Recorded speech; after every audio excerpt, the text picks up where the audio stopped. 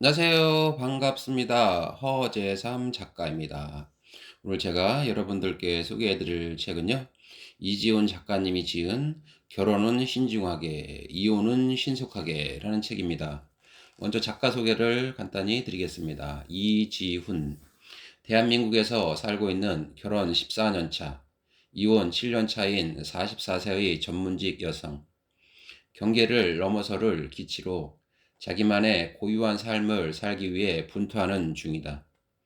어떠한 풍파에도 흔들리지 않는 나를 세우는 비밀 병기.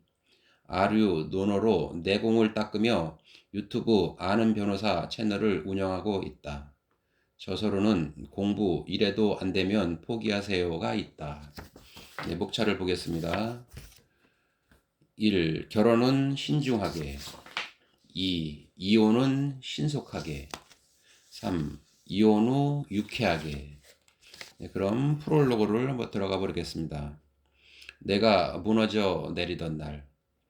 24세 숙명여자대학교 경제학과에서 고려대학교 법학과로 편입한 저는 29세에 군 법무관 임용고시에 합격했고 30세에 결혼을 했으며 37세에 이혼을 했습니다. 이혼은 저에게 새로운 삶의 시작이자 진정한 나로 살게 하는 전환점이 되었습니다. 물론 그런 결론에 도달하기까지 죽을 것 같은 고통과 절망의 시간을 보내야 했지만 말입니다.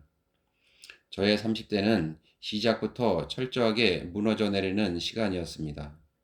20대에 치열하게 공부해서 고시 합격이라는 결과를 얻었으니 당연히 안정적인 30대를 맞이하게 될 거라는 저의 기대는 산산이 조각나 버렸습니다.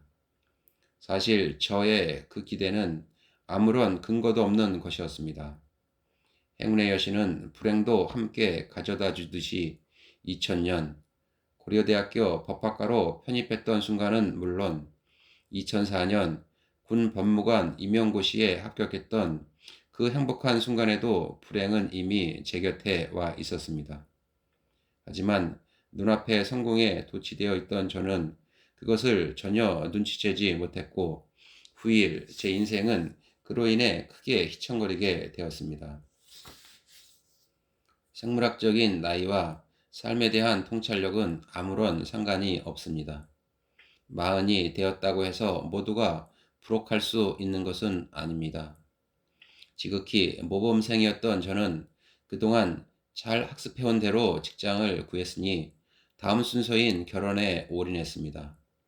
나이만 29이지 삶에 대한 아무런 방향도 가치도 없던 저는 말도 안 되는 기준으로 결혼 배우자를 골랐습니다.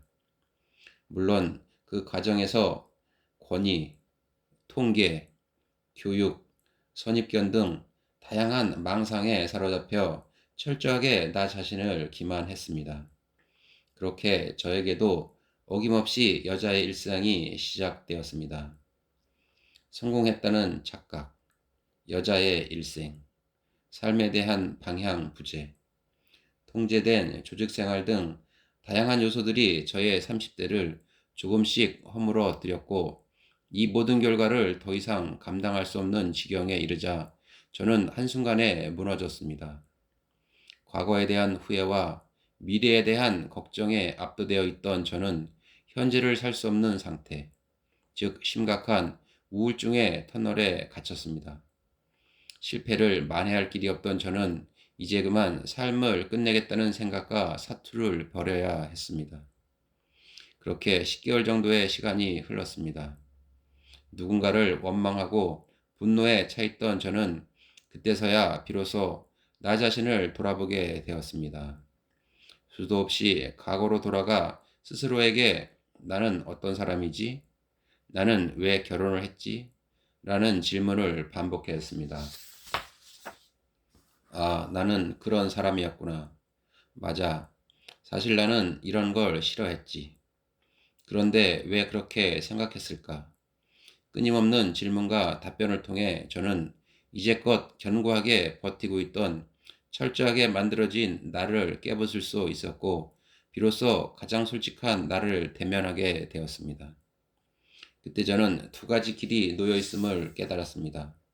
이대로 내가 없는 삶을 살 것인가? 아니면 이제라도 나로 살 것인가? 선택은 간단했습니다. 저는 도저히 제가 없는 삶을 살 수 없었습니다. 나다운 삶을 살기로 결정한 순간, 저는 저를 가두고 있던 긴 우울증의 터널에서 빛을 발견하고 빠져나올 수 있었습니다. 그때서야 제 인생의 선택지에 이혼이라는 체크박스가 생성되었습니다. 그러고는 주저없이 이혼을 선택했습니다. 터널에 갇힐 때의 저와 빠져나온 뒤에 저는 완전히 바뀌어 있었고, 그러자 세상이 바뀌었습니다. 저는 이 책을 통해 삶에 대한 통찰도 없고 홀로 서지도 못한 사람이 그저 나이가 찼다는 이유로 또는 괜찮은 직장을 가졌다는 이유로 인생의 중요한 문제를 경솔하게 선택했을 때 삶이 얼마나 처참하게 무너지는지에 대해 보여드리고자 합니다. 결혼은 신중하게, 이혼은 신속하게 하는 것입니다. 하지만 우리는 여러 가지 이유로 결혼을 신속하게 하고 이혼을 신중하게 합니다.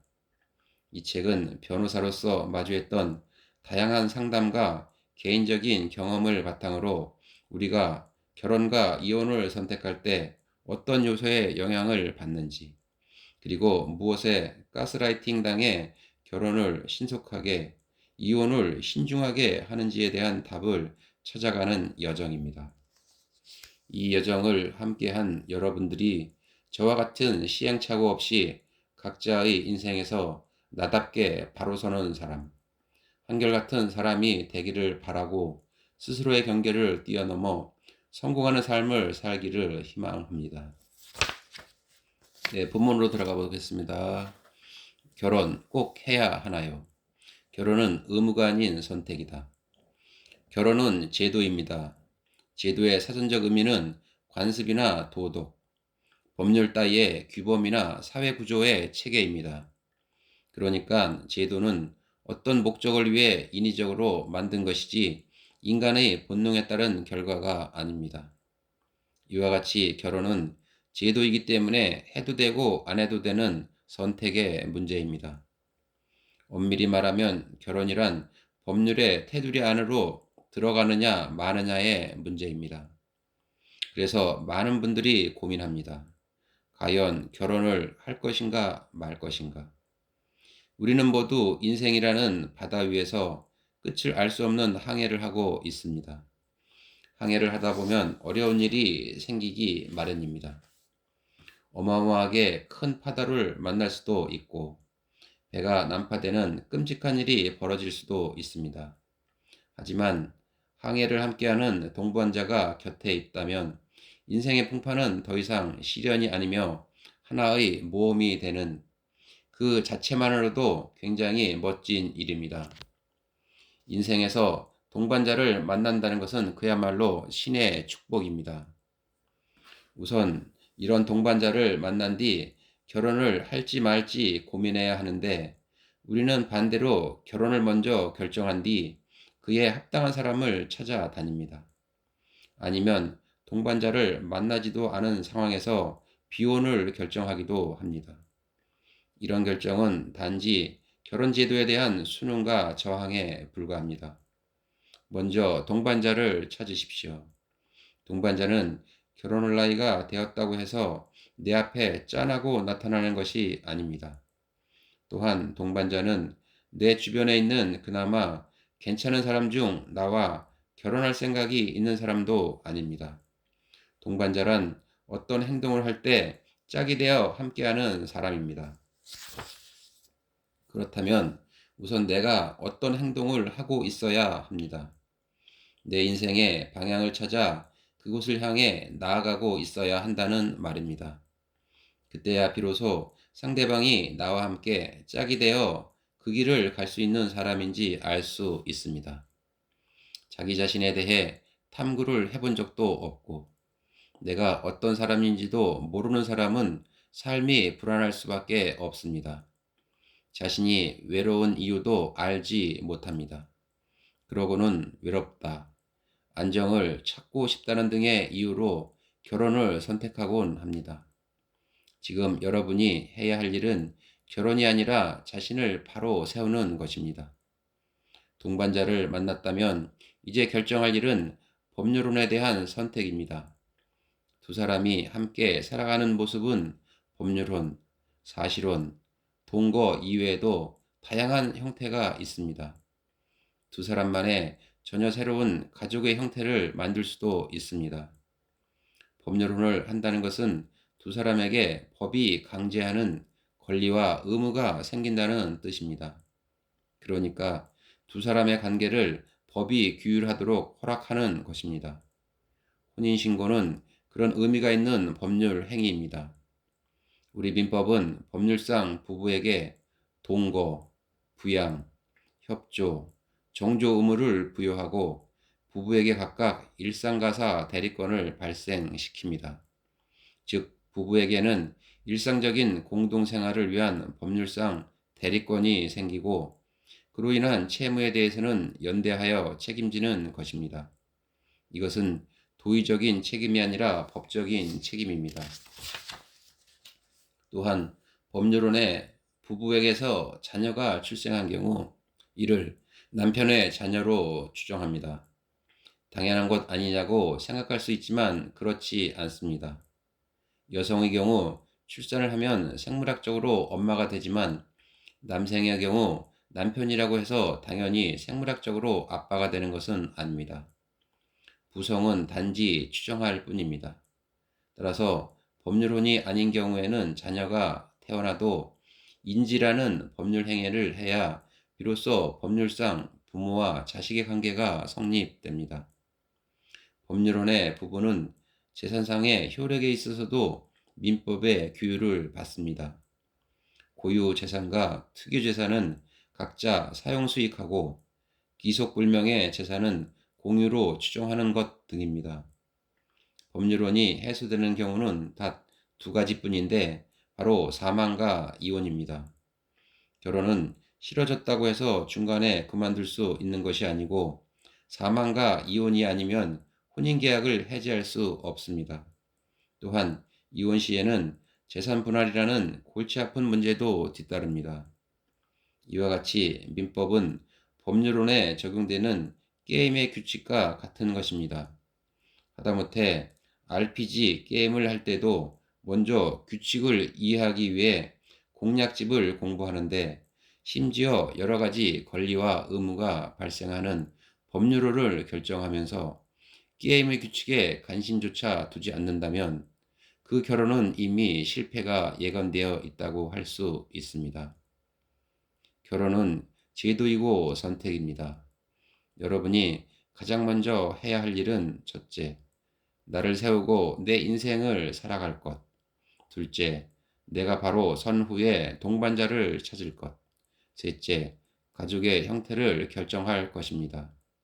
이런 과정을 거치지 않고 법률혼을 했다가 이혼하거나 불행한 결혼 생활로 고통받게 된다면 그 원인은 어디에 있을까요? 남자를 잘못 만나서도, 여자를 잘못 만나서도 아닙니다. 준비 과정 없이 결혼부터 해버린 나 자신 때문입니다. 결혼은 해도 후회, 안 해도 후회라고 하면 하고 후회할래요. 후회할 짓은 애초 시작도 하지 마라. A. 연애하다가 결혼하고 싶은 마음이 생기면 내 의사에 따라 결혼하는 게 옳다고 생각한다고 했더니 저더러 이기적이라고 하더군요. 그래서 질질 끌려가듯 결혼 준비를 하게 되었고 뭔가 불안하고 복잡한 마음을 홀로 달래가며 결혼을 진행했습니다. B. 나이 차이가 많이 나서 소개팅만 하고 안 만나려고 했는데 적극적으로 대시하는 모습이 좋아서 사귀기 시작했고 결혼하게 되었습니다. 우리는 어릴 때부터 결혼은 해도 후회, 안 해도 후회라는 말을 많이 들어왔습니다. 누구나 이 말에 수긍하며 결혼의 현실적인 문제를 재치 있게 꼬집었다고 생각해 재미있어 합니다. 사람들은 아무렇지 않게 이 말에 익숙해지고 더 이상 이 말의 진위에 대해 논리적인 판단을 하지 않습니다. 이제 이 말은 우리 사회의 진리처럼 되어버렸습니다. 그런데 이 말은 결혼에 대해 가치 중립적이지 않습니다. 얼핏 들어보면 이 말은 결혼과 비혼에 동등한 가치를 두고 비교하는 것처럼 보이지만 이미 결혼을 주어로 상정해 결혼은 긍정적인 하는 것, 비혼은 부정적인 안 하는 것으로 표현했습니다. 그리고 결혼과 비혼의 결론을 모두 동등한 후회로 만들어 버렸습니다. 이런 상황에서 사람들은 심리적으로 해보고 후회하는 쪽을 선택하기 마련입니다. 결국 이 말은 사람들로 하여금 결혼을 선택하도록 만듭니다. 더구나 이 말은 우리가 결혼을 해야 할지 말아야 할지 고민하는 결정적인 순간에 매우 큰 위력을 발휘합니다. 다시 말해 이 말은 상대방과 결혼을 해도 되는지에 대한 확신이 서지 않은 상황에서 마치 상대방과 결혼을 하기로 결정한 내 생각이 이성적인 판단의 결과물인 것 같은 착각을 하도록 만들어 줍니다. 결혼을 고민하는 사람들이 결국 결혼을 선택하는 결정적인 이유는 위대한 사랑 때문도 아니고 결혼한 의지 때문도 아닙니다. 놀랍게도 사소한 말과 주변의 영향 때문인 경우가 아주 많습니다. 앞의 사례에서 상담자들은 상대방과의 결혼 여부에 대해 결정을 하지 못한 상태인데도 질질 끌려가듯이 결혼 준비를 하게 되고 상대방이 별로 마음이 들지 않는데도 적극적으로 대시하는 모습이 마음에 들어 결혼을 하기로 결정합니다. 이런 결정을 하는 사람들의 마음 깊은 곳에는 바로 결혼은 해도 후회, 안 해도 후회라는데 뭘 그렇게 따져. 그냥 하자는 메커니즘이 작동하는 것입니다. 우리는 살면서 왜 후회를 하게 될까요? 흔히 가보지 않은 길에 대해서는 누구나 후회한다고 말합니다. 과연 그럴까요? 그렇다면 사람들의 인생은 후회로 점철되어 있을 것입니다. 하지만 제 생각은 좀 다릅니다. 후회는 어떤 일의 결과가 내가 주체적으로 판단해 내린 선택이 아닌 경우에 일어납니다. 결혼과 배우자의 선택이 스스로의 판단에 따라 결정된 게 아니라면 그 사람은 100% 후회합니다. 이때 그 사람이 후회하는 이유는 결혼했다는 것 때문이 아닙니다. 자신이 정말 결혼이 하고 싶은지, 이 사람과 결혼을 하고 싶은지에 대한 숙고가 없었던 것에 대한 크나큰 후회와 자책입니다. 본질을 혼동해서는 안 됩니다. 후회는 곧 실패, 허물을 의미합니다. 실패는 피할 수 있으면 피하는 것이 상책입니다. 우리 인생은 결코 후회의 연속도 아니고 후회할 짓은 애초 하지 않는 것이 낫습니다. 후회의 원인과 모습, 그리고 그 크기는 서로 다릅니다. 공자는 나에게 몇 년만 더 주어져 50세까지 주역을 공부할 수 있다면 큰 허물은 없게 할 수 있을 것이라고 했습니다. 공자처럼 끊임없이 배우고 익혀도 겨우 큰 허물을 없앨 수 있을 뿐입니다. 스스로의 판단으로 선택한 일이라면 결과적으로 그것이 내 인생의 작은 허물이 될 수는 있어도 인생이 휘청거릴 정도로 크게 후회하게 되지는 않습니다. 결혼은 해도 후회, 안 해도 후회라는 말장난에 휘둘리지 말고 인생을 살면서 크게 후회하는 일이 없도록 하십시오. 그러기 위해서는 생각하기를 게을리하지 말고 스스로 선택하십시오. 남들도 다 이러고 산다는데 내가 유별난 건가요? 모든 이혼 사유는 결국 이것 하나다. 네, 저는 오늘 여기까지 말씀드리고요. 다음 시간에 또 새로운 책을 가지고 여러분들 또 찾아뵙도록 하겠습니다. 네, 감사합니다.